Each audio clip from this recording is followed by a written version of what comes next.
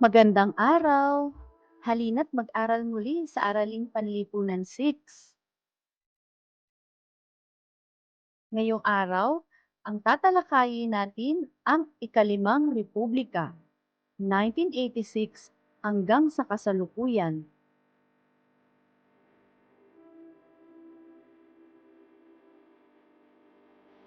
Ang pangasiwaan ni Corazon Polanco Aquino, 1986 to 1992.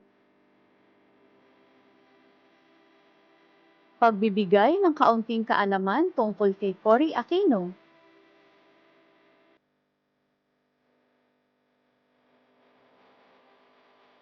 Ang pamamahala ni Corazon Aquino, 1986 to 1992.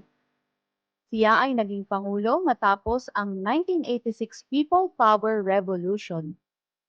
Siya ang unang babaeng pangulo sa Pilipinas. Pinagtibay ng Korte Suprema ang kanyang pamumuno.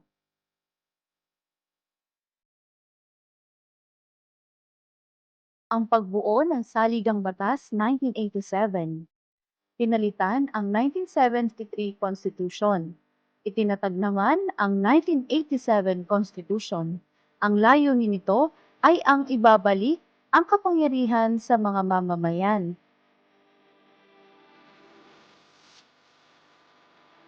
Mga karapatan ng mga mamamayang Pilipino, 1987 Constitution. Karapatang mabuhay at maging malaya, kalayaan sa reliyon at pamamahayag. Karapatan sa patas na paglilitis, at karapatang bumoto.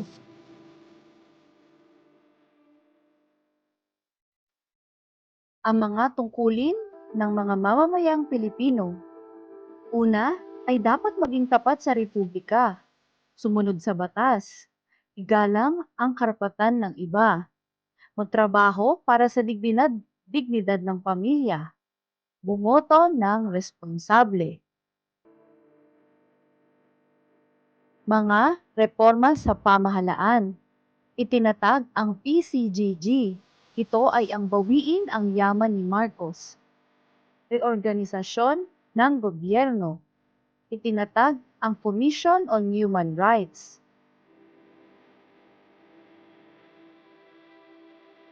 Ang mga reforma sa ekonomiya. Nagkaroon tayo ng Comprehensive Agrarian Reform Program o tinatawag na CARP. Pagpapalakas ng DOLE at POEA at ang pagtulong sa mga OFWs.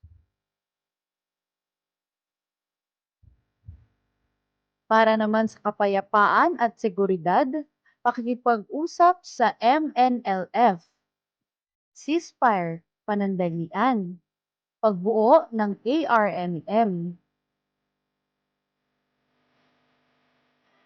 Pagtatapos ng kanyang pamumuno, hindi na muling tumakbo noong 1992 si Cory Aquino. Sinuportahan naman niya si Fidel V. Ramos. At ang pagwawakas, ang pamamahala ni Corazon Aquino ay nakatuon sa pagbabalik ng demokrasya, pagpapatibay ng karapatang pantao at pag-aayos ng pamahalaan matapos ang diktatura. Bagamat naharap sa maraming krisis tulad ng kudeta at problemang pang-ekonomiya, naging mahalaga ang kanyang papel sa muling pagpapatatag ng sistemang demokratiko ng Pilipinas. Salamat sa pakikinig!